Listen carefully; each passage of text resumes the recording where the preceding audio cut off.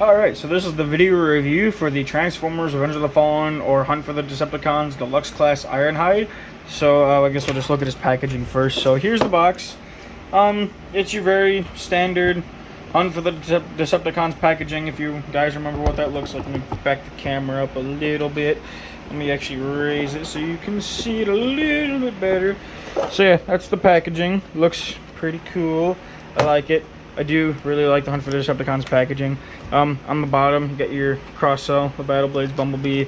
The front, you got Ironhide, Transformers, Hunt for the Decepticons, that Hub TV thing. Is that even a thing anymore? I don't think Hub TV is a thing anymore, but I could be wrong. I'm probably wrong, but I don't think it's a thing anymore. Ironhide is an Autobot. On the side, you know how much. On this side, you know how much. On the back, you just have Ironhide in his bio if you want to read it. So yeah, other than that, that's pretty much it. So for the box at least, let me drop this down and bring it back forward and readjust to what I needed. But here is Deluxe Ironhide, and pretty cool figure. I'm just gonna get this out of the way right now. If you haven't seen my my YouTube short that I did on this guy, they literally could have just blown this dude up, fixed some things to get rid of some of the panels and whatnot, and obviously, you know, paint it better. And this could have been the masterpiece Ironhide instead of the floppy piece of crap we got. But hey, whatever, it is what it is. But no, as far as the truck mode goes, truck looks really good. I like the translucent blue for the windows. That looks really nice with the Autobot symbol right here. Again, of course, you got the black, and yeah, you have some kibble underneath, but it's a deluxe Ironhide. I don't really care. Of course, you got the kibble underneath. It's a Transformer. That's what happens. The only complaint I actually legitimately have about this figure, in general, is the fact that he doesn't have the molded in Autobot symbol on the back of the tailgate. That's the only complaint I have about this figure. Other than that, this figure is amazing.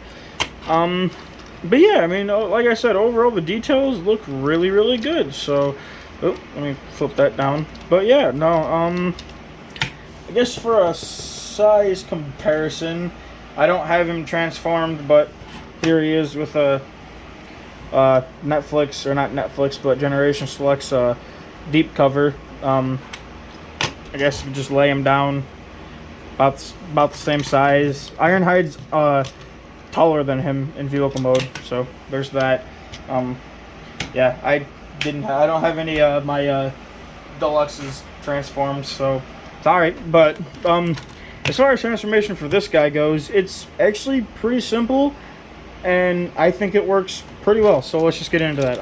First thing you want to do is kind of come to the front and untab these panels. So I just kind of angle them like up, kind of get those out the way. You can come back here, bring this section, bring that down, and then just kind of untab all this and take these and kind of get them out the way, and then swing this entire section down like so. And then you want to split the arms, kind of bring them out so you can have room to work. And then I guess we'll just work on the legs. So split the legs, take the tires, bring them in. Let me fix that. Take this panel, kind of rotate that down, rotate this up, and then rotate the foot down. So you got something that kind of looks like, actually I lied. I'm going to take this panel and kind of rotate it forward. Yeah, rotate this panel and rotate it forward.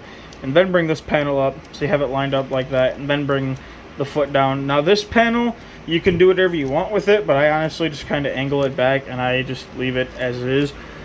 So, bring this panel, snap that forward, bring that up, bring the foot down, kind of leave that panel as is, and you got the legs all done. So, kind of want to split the arms and split this entire section, and then you just kind of want to grab this entire, these sections, and pull outward. You'll see there's a slider right there, and they just kind of slide in for vehicle mode and out for robot mode.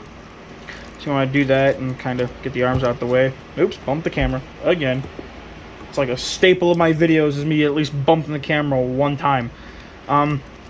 Take this section and kind of, for vehicle mode, you want it like this, but for robot mode, you want to bring it out and hinge it kind of down like that. And then you want to take this section, bring it back, which will in turn bring up his head. So it's kind of supposed to, like that. Then take the wheels and bring them in, like so. Take this section, bring it down, and it will kind of soft tab into place. And then these pieces you bring down, and this tab right here will go in behind this front bumper section. And it'll tab in, let me bring his head up, and it will tab in like so. So now that's all locked in nice and securely. Same thing on this side, just kind of bring it down and kind of tab it in. And as I say that, it bumps out. Wait, I'm doing it wrong. Hang on. You actually want to bring this arm section, kind of bring that. Actually, no, you do want to bring it up. So bring that up and do the same thing on that side, bring it up. And then you should have no issues. It's going to make me a liar now. You make me a liar. There we go. Bring it in like that. And everything tabs in nice and securely. No loose floppy bits. No, none of that freaking masterpiece Ironhide bull crap. So, you got the chest like that. You want to come down here and again, bring that, tab that in. And then come to the back. These panels will swing in and you can just kind of bring them up flush against the back. Like so. Straighten out his legs like that. And then the arms, you just want to flip this piece, bring that up, take this. Actually, what you want to do is you don't want to flip this up first. You want to bring this piece up and it'll catch that and then bring that up. And then you want to rotate you want to take the cannon right here, this section, and flip it up. If you transform him back into vehicle mode and you don't bring this hinge section and you don't bring it down, you will not be able to tab the roof in together in vehicle mode because this section, the second turret or whatnot, will not fit. So you want to bring this cannon and kind of bring it down, and bring it down like that, and then for robot mode, obviously, just flip it back up. So you got that. Then you want to rotate the arm or the cannon so it's facing the front or the correct way, and you got an arm all done. Second verse, same as the first, bring this up and then just kind of rotate that around, and then you want to orient his arm properly. And that is it. There is the Hunt for the Decepticons, Revenge of the Fallen, Deluxe Class Ironhide in his robot mode. And again, he looks really good. I honestly think that this is one of the best Ironhide figures out there. He's just, his posture and proportions, I think, are so good and are so close to what we see in the movie. Like I said earlier in the review, if you just bump this dude up, fixed a couple things, like, you know, get rid of some of this kibble on his arms or whatnot, you know, fix up the back maybe, this could have been the masterpiece Ironhide. But again, not what we got, but again, it is what it is. But as far as the detail goes, I absolutely love his head sculpt. His head sculpt is really, really good. Very movie Ironhide-y. Absolutely love the head sculpt. The chest looks great. It looks like it did in the movie, or at least pretty dang close. And it's not a fiddly piece of ass. So, I mean, you literally can hold it. And the figure in general, I mean, I'm shaking him pretty hard. And his joints are just nice, solid, and tight. And he actually has locking points everywhere. And that is great. I just wish it wasn't a deluxe. I wish it was bigger. But that's okay. But yeah, no, overall, he looks really good. And the plastic is it's like a bluish gray.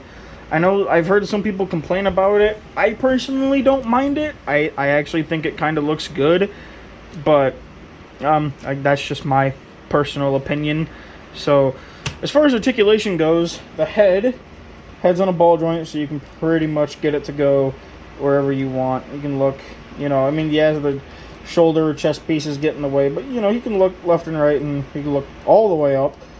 Arms are on ball joints. These sections don't move, so that's great.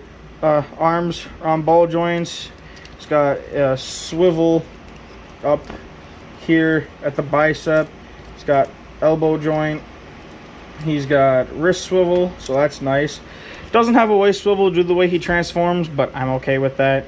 It's Ironhide. He's not really in a lot of dynamic poses anyways, so... Ooh, that came undone. I just talked about how solid this figure was. There we go. I didn't have it tabbed in all the way, but it does tab in. It tabs in, and that's what counts. Legs can go forward that far. You can go back that far. The panel's back here kind of get in the way, but again, it's Ironhide. You're not really going to get him do a lot of dynamic poses. Knees, 90 degrees of bend at the knee. Not like you can see it, but just trust me, it can bend 90 degrees at the knee. The foot can move up, can move down. And the part that made me cream my pants, he has a little bit of ankle pivot, so it's not the most. I mean, it's literally only that much, but that much is enough to get him into an A stance, and he looks great and actually stands with his feet on the ground. Oh, and he also has a thigh swivel, and his legs can move out that far. Well, you can actually have him move out farther if you move these panels out the way, but I, again, personally like to have him up here.